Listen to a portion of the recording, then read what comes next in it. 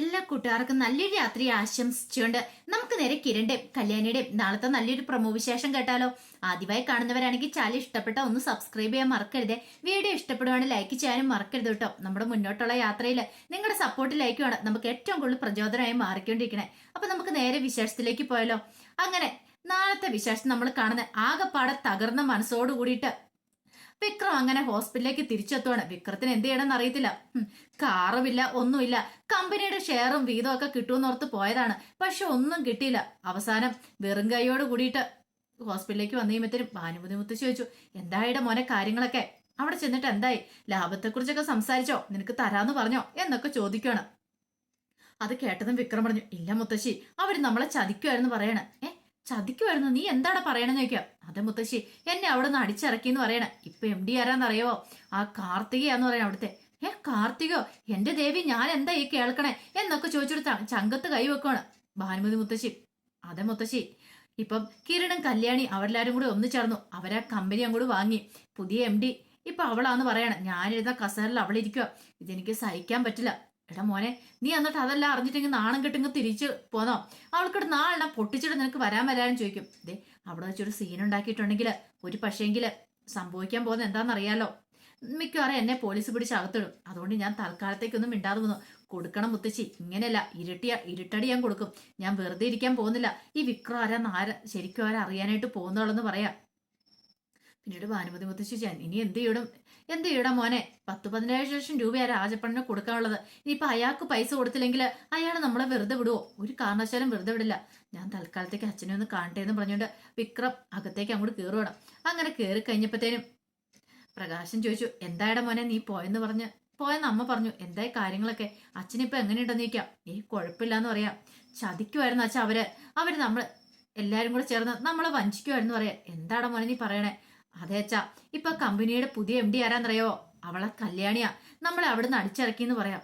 എന്റെ പൊന്നു ദൈവമേ, ഇതിനേക്കാളും ഭേദം ദേ ഞാൻ ഈ കിടപ്പിൽ അങ്ങോട്ട് മരിച്ചു പോന്നായിരുന്നു. ഇതൊന്നും കാണാനും കേൾക്കാനും എനിക്ക് പറ്റില്ല.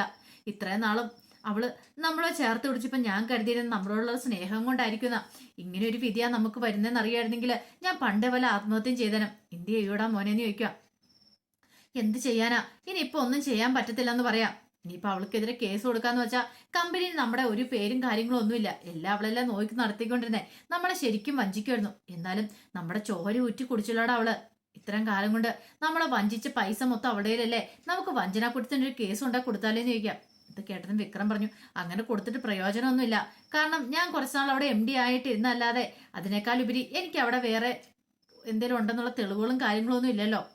അല്ല, അച്ഛനോട് ഞാൻ അന്നേ പറഞ്ഞല്ലേ കിട്ടുന്ന പൈസ വാങ്ങിയെടുക്കാന്ന്. അപ്പൊ അച്ഛൻ ഒറ്റയായിരുത്തന്നെ ഇതിനെല്ലാം കാരണം. അച്ഛനൊന്നും ഒട്ടും സെൻസിലായിരുന്നോ? അച്ഛനോട് അപ്പോഴും ഞാൻ പല കാര്യങ്ങളും പറഞ്ഞു തന്നു. അപ്പൊ അച്ഛന്റെ ആ വിശ്വാസം അതുകൊണ്ട് ഇപ്പൊ എന്ത് നേടി? ഇപ്പൊ കണ്ടില്ലേ? ഇത് കേട്ടതും പ്രകാശം പറഞ്ഞ എല്ലാം കുറ്റം എന്റേതാ. പക്ഷെ ഇങ്ങനെ ഒരു ചതി ഞാൻ പ്രതീക്ഷിച്ചില്ലടാ മോനെ. അവരെല്ലാരും കൂടെ കൂടിച്ചേർന്ന് ചതിക്കുന്നു. ഇതൊക്കെ മനസ്സ് വെച്ചിട്ടായിരുന്നു ആ ദീപയും കല്യാണിയൊക്കെ എന്റെ മുന്നിൽ ഇങ്ങനെ ഞെളിഞ്ഞു നിന്ന്. ഇപ്പോഴല്ലേ എനിക്കതൊക്കെ മനസ്സിലാന്ന് പറയണം. ഇല്ലച്ചാ, പക്ഷെ ആരൊക്കെ വെറുതെ വിട്ടാലും ഞാൻ എന്ത് വെറുതെ വിടാൻ പോകുന്നില്ല. എനിക്കറിയാം എന്ത് ചെയ്യണമെന്ന്. ഇതങ്ങനെ വെറുതെ വിടാൻ ഞാൻ പോകുന്നില്ലെന്ന് പറഞ്ഞിട്ട് വിക്രം അങ്ങോട്ട് പുറത്തേക്ക് ഇറങ്ങി വരുവാണ്. ആ സമയത്താണ് രാജപ്പണ്ണനും ബാലനും കൂടെ അങ്ങോട്ട് വരുന്നത്.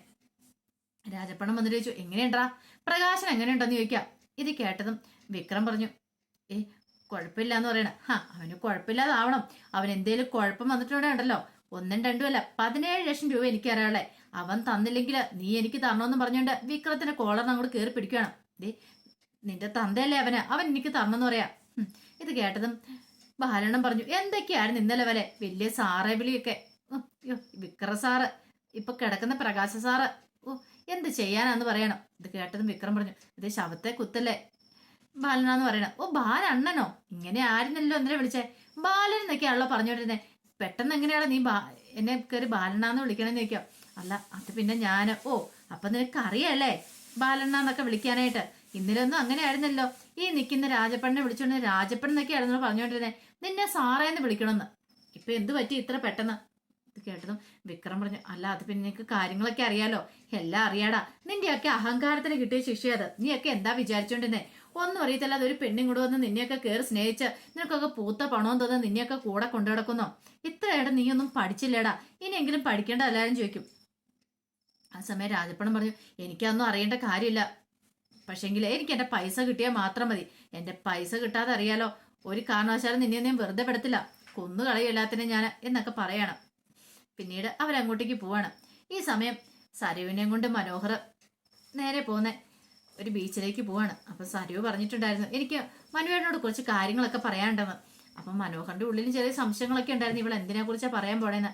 അങ്ങനെ ബീച്ചിലേക്ക് ചെന്നു. ബീച്ചിലേക്ക് ചെന്ന് കഴിഞ്ഞപ്പോൾ മനോഹർ ചെന്താ മോളിന് എന്താ പറയാനുള്ളത്, മനസ്സിലെന്തോ വലിയൊരു വിഷമം തളം കിട്ടി നിൽക്കുന്നുണ്ടല്ലോ, എന്തായാലും തുറന്നു പറ. നമ്മുടെ വേദന മറ്റുള്ളവരോട് പറഞ്ഞു കഴിയുമ്പോൾ അത് പകുതിയായിട്ട് കുറയുന്നല്ല പറയണേ. അതെങ്ങനെ തുറന്നു പറയും മനുവേട്ടൻ ഇത് അറിഞ്ഞു കഴിയുമ്പോഴത്തേനും എന്നെ വെറുക്കുമെന്ന് ചോദിക്കണം. വെറുക്കാനോ മോളൂനോ? ഇല്ല, ഈ ജന്മത്തെ എനിക്ക് വെറുക്കാൻ കഴിയില്ല എന്ന് പറയാം. എല്ലാവരും ഇത്രയും കാലം ചതിക്കുമായിരുന്നു മനുവേട്ടാ, ഞാൻ പ്രതീക്ഷിച്ച പോലെ ഒന്നും അല്ല കാര്യങ്ങള്. എന്താ മോളു, എന്താ കാര്യം, ഇതിന് മാത്രം എന്താ സംഭവിച്ചെന്ന് ചോദിക്കാം. അത് പിന്നെ എൻ്റെ അച്ഛനുണ്ടല്ലോ രാഹുല്, അച്ഛൻ എന്നെ ചതിച്ചെന്ന് പറയാണ്. ചതിച്ചോ, എങ്ങനെ? അത് പിന്നെ എൻ്റെ അമ്മയല്ല ശാരി എന്ന് പറയണ അമ്മയല്ലേ? അതെ, ഇതൊക്കെ മനോഹറിന് അറിയാം. പക്ഷെ മനോഹർ നന്നായിട്ട് അങ്ങോട്ട് അഭിനയിക്കുകയാണ്, പെട്ടെന്നൊരു ഞെട്ടൽ അഭിനയിക്കുകയാണ് അങ്ങോട്ട്. അപ്പൊ ഇവള് സത്യങ്ങളൊക്കെ അറിഞ്ഞിരിക്കുന്നു. അത് പിന്നെ മനുവേട്ടൻ ഞാൻ DNA ടെസ്റ്റ് ഒക്കെ നടത്തി നോക്കി, അത് തെളിഞ്ഞ കാര്യമാണ്. അച്ഛൻ രാഹുൽ തന്നെയാണ്, പക്ഷെ അമ്മ വേറെയാണ്. എന്റെ മോള് ഇതെന്താ നീ പറയണേ, എനിക്കിത് വിശ്വസിക്കാൻ പറ്റുന്നില്ലെന്ന് പറയും. സത്യം മനുവേട്ടാന്നൊക്കെ പറയണം. അപ്പൊ പിന്നെ ആരാ നിന്റെ അമ്മ? അതെനിക്ക് അറിയില്ല എന്ന് പറയണേ. ഇത് കേട്ടത് മനോഹർ പറഞ്ഞു, ആ കിരണും കല്യാണിയൊക്കെ ഇടയ്ക്ക് പറയാറില്ലേ, ആ താരെന്ന് പറയുന്ന സ്ത്രീ അവിടെ കയറി ഇറങ്ങുന്നതിനെ കുറിച്ച്.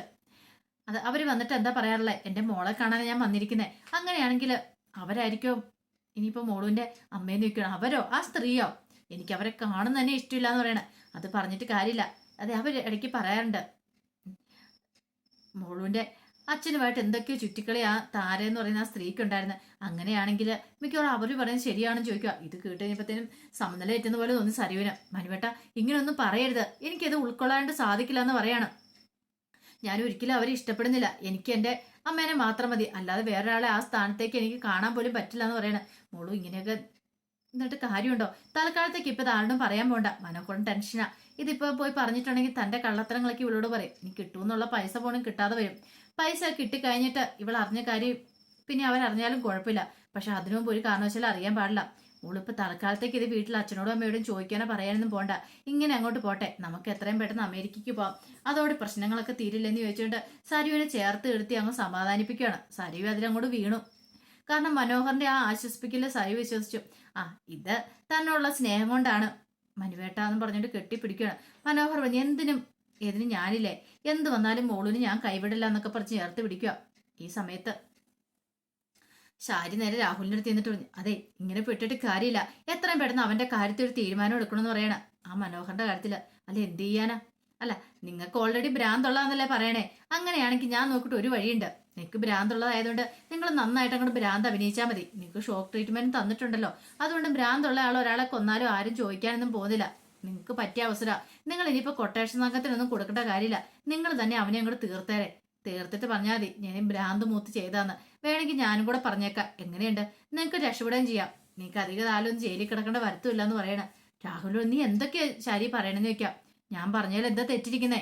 നമ്മുടെ ബോളുടെ ജീവൻ രക്ഷിക്കണമെങ്കിൽ ഇനി അത് മാത്രമേ മാർഗുള്ളൂ. എത്രയും പെട്ടെന്ന് അവനെ അങ്ങോട്ട് ഇല്ലാതാക്കിയേക്കണം, അല്ലാതെ നമ്മളെ മോൾക്ക് ഇനി ഒരു ജീവിതം ഉണ്ടാകത്തില്ലെന്ന് പറയാം.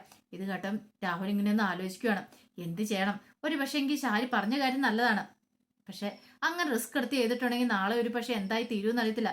തന്റെ ജീവിതം തീരുമെന്നൊരു പേടിയുണ്ട്. എത്രയാണെങ്കിലും തന്റെ മോളുടെ ജീവിതം തകർത്തുകൊണ്ടിരിക്കും അവന്. ഇനി അവന് ഒരു നിമിഷം പോലും ഇനി ഭൂമിക്ക് മീതെ വെച്ചുകൊണ്ട് എന്നുകൂടാ. ഏതെങ്കിലും കൊട്ടേഷൻ സംഘത്തിന് കൊടുക്കണം, അല്ലെങ്കിൽ താൻ തന്നെ തീർക്കണം. അതായിരിക്കും ഏറ്റവും നല്ലത്. അതാണ് പിന്നെ വലിയ പ്രശ്നങ്ങളൊന്നുമില്ല. അങ്ങനെ രാഹുൽ ചില തീരുമാനങ്ങളൊക്കെ എടുക്കുകയാണ്. അപ്പൊ അതിന്റെ വിശേഷങ്ങൾ കാണാൻ പോകുന്നത്. ആ വിശേഷങ്ങളൊക്കെ നമുക്ക് എല്ലാവർക്കും കാത്തിരിക്കാം കേട്ടോ. ഒരിക്കൽ കൂടി എല്ലാവർക്കും നല്ലൊരു രാത്രി ആശംസിച്ചു.